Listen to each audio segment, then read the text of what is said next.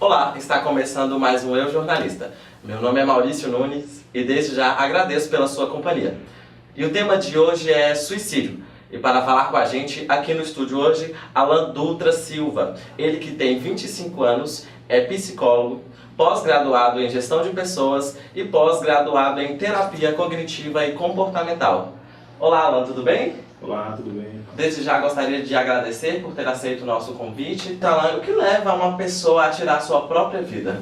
São vários fatores, mas resumidamente é simplesmente a dificuldade que a pessoa tem em lidar com as demandas que a vida oferece a ela. Certo, Alan. Em relação à psicologia, eu gostaria que você esclarecesse para a gente de uma forma mais detalhada qual que é o papel do psicólogo neste caso.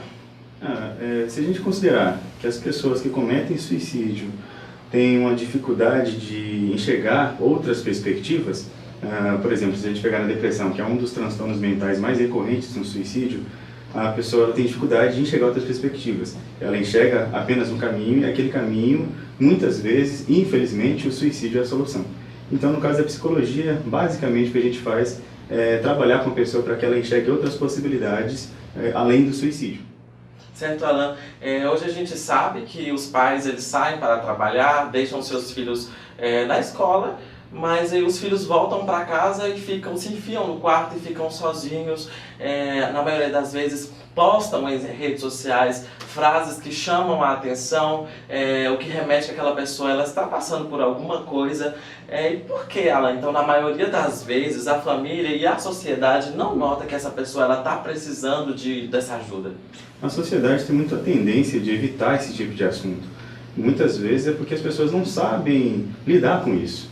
Então, às vezes, pode existir uma crença de que falar sobre suicídio influencia com que as pessoas se suicidem. E é o contrário. É importante que as pessoas falem sobre suicídio. Claro que existem formas de falar que são específicas para que isso não aconteça, mas dialogar sobre o suicídio, que é o que não acontece naturalmente, é bem importante para que as pessoas previnam o suicídio. Existem sinais que podem ser identificados em um suicida? Sim. O isolamento, por exemplo, é um deles. Geralmente um suicida, ele tende a emitir algumas falas, por exemplo, não gostaria de estar vivo, se eu morresse, os meus problemas se resolveriam, eu sou um peso para as pessoas e eu tenho vontade de sumir, tenho vontade de morrer. Então, esses são um dos sinais. Transtornos mentais também, alguns transtornos são relacionados diretamente com o suicídio. Enfim, tem vários fatores, mas esse sinal é um sinal que é bem importante ficar atento, por exemplo. Dados da Organização Mundial de Saúde mostram que os principais casos de suicídio são entre idosos e jovens. O que acontece nessas idades que levam as pessoas a tirar a sua própria vida? Os jovens, adolescentes principalmente, têm uma certa... não têm alguns vínculos de casamento, de trabalho e tem uma certa imaturidade também. Então, esses dois fatores influenciam bastante com que um jovem seja mais influenciável em relação a talvez outros jovens que estejam cometendo, ou a imaturidade também dificulta essa possibilidade de ver outras possibilidades além do suicídio. Então a maturidade mais outros vínculos sociais influenciam bastante também. O idoso, não da mesma forma, né? O idoso ele já tem uma perspectiva diferente, né? Já viveu toda aquela vida e às vezes alguns familiares, às vezes o marido ou a esposa morrem. Então essa diferença de vínculo social, às vezes essa perda de sentido também pode influenciar com que o idoso tenda a se suicidar também. Existe a campanha do Setembro Amarelo, que é a prevenção contra o suicídio no país.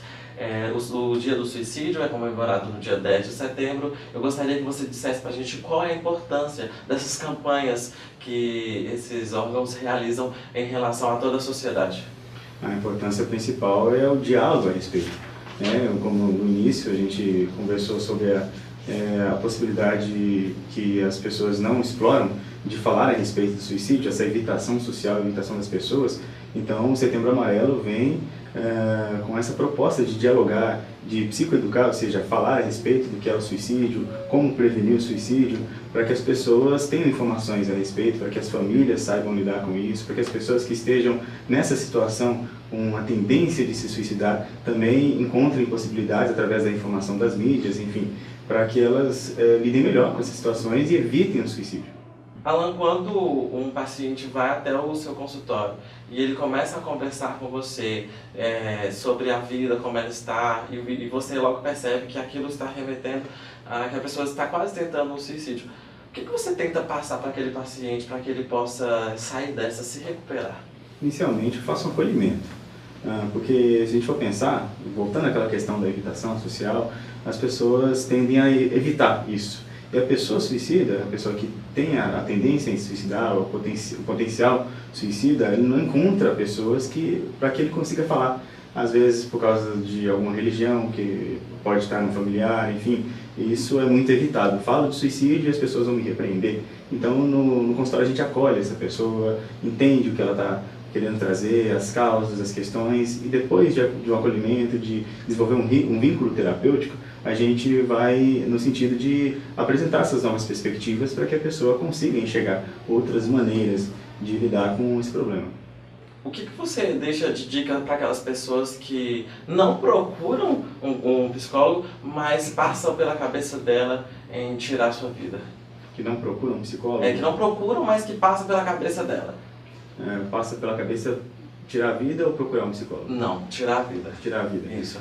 A princípio é importante que, se a pessoa tem uma resistência com um psicólogo, ela pode procurar um amigo, que ela tem muita confiança, talvez um familiar, e se abrir com essa pessoa, conversar com essa pessoa, procurar na internet algumas outras possibilidades, porque geralmente o suicida procura às vezes como se suicidar, como se matar, porque ele entende que isso vai ser uma solução.